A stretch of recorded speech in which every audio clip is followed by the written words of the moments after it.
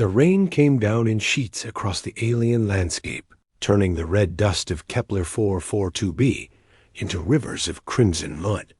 Marcus Drake stumbled through the downpour, his survival suit torn at the shoulder from his emergency landing 2 days prior. The storm had appeared without warning, as they always did on this planet, transforming the rust-colored plains into a nightmare of zero visibility and howling wind. His scanner was dead. His ship was a smoking ruin 30 kilometers behind him. The rest of his crew was gone, scattered across the impact zone.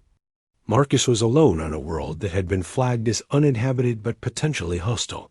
Through the driving rain, he spotted the dark mouth of a cave carved into a rocky hillside. Shelter. He needed to get out of this storm before hypothermia set in. Despite the suit's failing heating system, Marcus pushed forward, his boots sliding in the mud, until he reached the cave entrance and stumbled inside. The darkness swallowed him immediately. He fumbled for his helmet light, but the battery was nearly drained. The weak beam barely penetrated 5 meters into the cave before fading to nothing. Still, it was dry here, and the temperature was warmer than outside. Marcus moved deeper, away from the wind that whipped through the entrance. He found a relatively flat section of cave floor and collapsed against the wall, breathing hard. His ribs ached where the crash harness had bruised them during impact. Everything hurt. But he was alive, and that counted for something. Marcus closed his eyes for just a moment, listening to the storm rage outside. The cave was silent, except for the distant echo of rain and wind. He would rest for a few minutes, then figure out his next move. The emergency beacon in his suit was still transmitting. Someone would come eventually. That was when he heard it. A whisper in the darkness, so faint he almost dismissed it as his imagination. My first fresh meal. Marcus froze. His hand went to the plasma pistol at his hip, but the weapon had been damaged in the crash. He fumbled with his helmet light, twisting the control to maximum. The beam flared briefly before dying completely, plunging him into absolute darkness. "Who's there?" Marcus called out, his voice steadier than he felt. Silence answered him. Then movement. Not footsteps exactly, but something shifting in the dark, something large. The sound of scales or chitin scraping against stone. Marcus pressed himself against the cave wall, his heart hammering in his chest. "I can smell your fear," the voice came again, closer now. It spoke English, but the accent was wrong, the pronunciation too perfect, too measured. "It has been so long since anything living entered my cave. Centuries, perhaps. Time loses meaning in the dark." Marcus forced himself to speak. "I don't want any trouble. I just need shelter from the storm. I'll leave as soon as it passes." A sound like laughter echoed through the cave, dry and papery. "Leave? Oh, little human. You misunderstand your situation entirely." The thing moved again, and Marcus could sense it circling him, though he could see nothing. His every instinct screamed at him to run, to flee back into the storm, but his rational mind knew that would be suicide.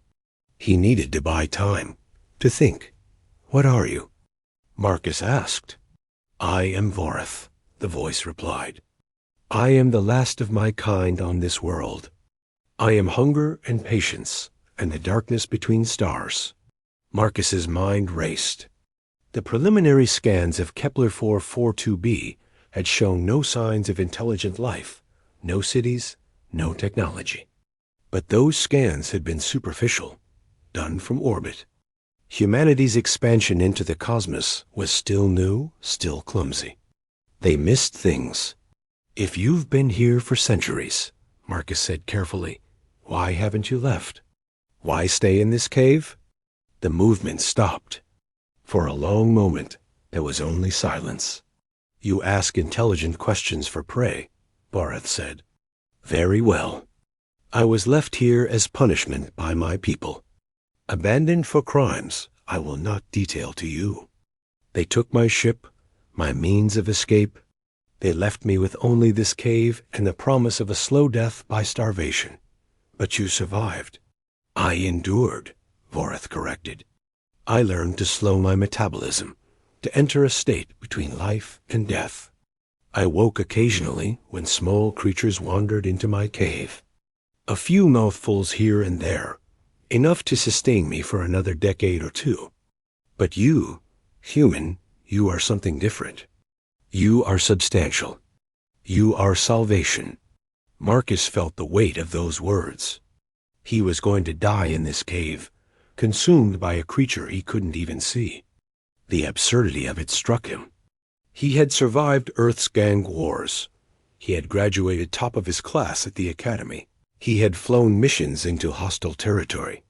And now he would end as a meal for a forgotten alien prisoner, unless... I can get you off this planet, Marcus said suddenly. The darkness went still. Explain. My ship crashed, but my crew sent out a distress signal before we went down. A rescue ship will come looking for survivors. If we both make it out of this cave alive, I can get you on that ship. I can take you away from this planet. Why would you do this? Voreth's voice was suspicious. Why would you save the creature that intends to devour you? Because I don't think you actually want to kill me, Marcus said, gambling everything on his read of the situation. If you were just a mindless monster, you would have attacked already. But you're talking to me. You're lonely. You've been alone in this darkness for centuries. And I'm the first being you've been able to have a conversation with in longer than I can imagine. The silence stretched out so long that Marcus began to think he had made a fatal mistake. Then Voreth spoke again, and there was something different in its tone. Something almost like surprise. You are perceptive, human. Yes, the hunger is terrible, constant. But the loneliness has been worse. To exist without purpose, without companionship, without even an enemy to struggle against. That has been the true torture of my exile. Then help me, Marcus pressed. I need to survive until rescue arrives. You need to get off this planet. We can help each other. And if your people decide to kill me when they arrive? If they see me as a threat? Marcus hesitated, then spoke the truth. That's possible. But I'll vouch for you. I'll tell them you saved me, that you're sentient, that you deserve a chance. Humanity isn't perfect, but we're learning. We're trying to be better than we were. Another long silence fell over the cave. Marcus waited, barely breathing, aware that his life balanced on the edge of a knife. Finally, Voreth spoke. Very well, human. We have an accord. I will not consume you today. Instead, I will keep you alive until your rescue arrives. And in return, you will be my advocate when they come. Relief flooded through Marcus so intensely that his legs went weak. Thank you. Do not thank me yet, Voreth said. The storm will last for days. We have much time to spend together in this darkness. If you bore me or disappoint me, I may reconsider our arrangement. Then I'd better be interesting, Marcus replied, and was rewarded with that dry, papery laugh again. For the next 3 days? As the storm raged outside, Marcus and Voreth talked. Marcus told stories of Earth, of humanity's struggles and triumphs, of the long road from tribal warfare to spacefaring civilization. Voreth, in turn, spoke of its own people, a race of deep space dwellers who had forgotten the feel of sunlight, who built their cities in the gaps between stars. They discussed philosophy and war, art and hunger, loneliness and hope. And slowly, impossibly, something like understanding grew between them. When the rescue ship finally arrived, Marcus emerged from the cave with Voreth beside him. The creature was massive, with multiple limbs and bioluminescent patterns that pulsed across its dark carapace. The rescue team raised their weapons immediately. Stand down, Marcus ordered. This being is under my protection. It saved my life. The team leader, a woman named Rivara, looked skeptical. Sir, That thing is clearly dangerous. So are we, Marcus replied. But that doesn't mean we can't choose to be better.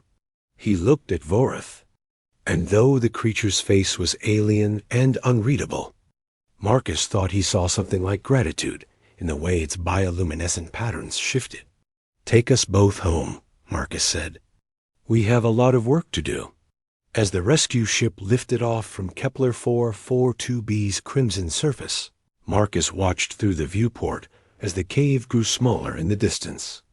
He had gone in there expecting to die. Instead, he had found something more valuable than mere survival.